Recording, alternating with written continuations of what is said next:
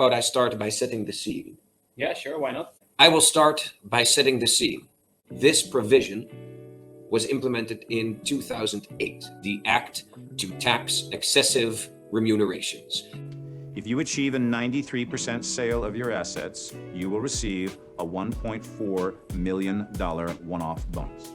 And now this exactly is what we are getting at. The lucrative interest provision really means to capture situations in which suddenly you can excessively create some sort of an upside potential for persons on the cap table, usually those being involved actively with the business.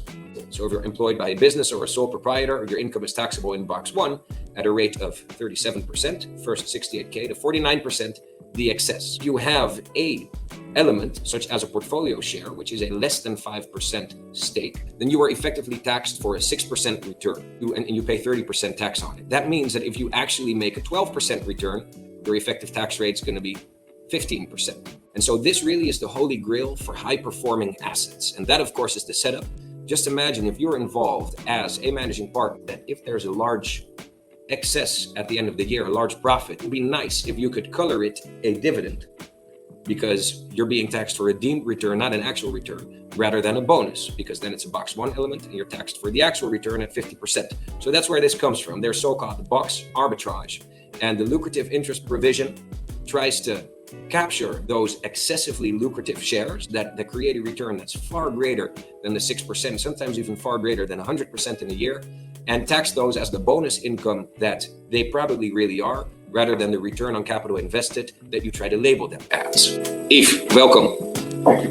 The investors, the fund, they invest a huge amount on the preference shares. Management can obtain a relatively cheap stake through the regular shares. So they invest a small amount of money for which they can get, like, let's say, 10% of the exit gain. They are so lucrative that it is very unlikely that the investor would ever want to put such shares on offer in the open market. So heavily linked to your involvement with the business as a manager, it's not really an arm's length share.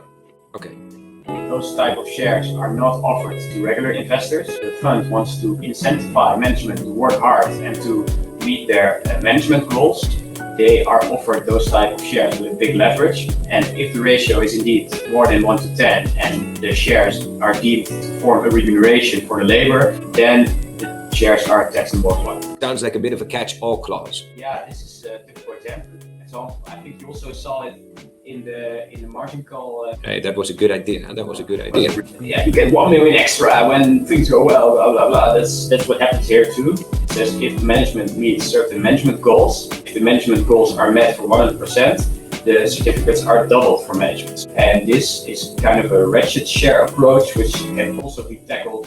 Why does it even matter? Box 1, box 3, ratchet, lucrative stake, leverage. What are we even talking about? Box 1 has a rate up to 49.5%, so let's say 50%, while box 3 taxes a deemed return on investment. So it's kind of interesting to move to box 3.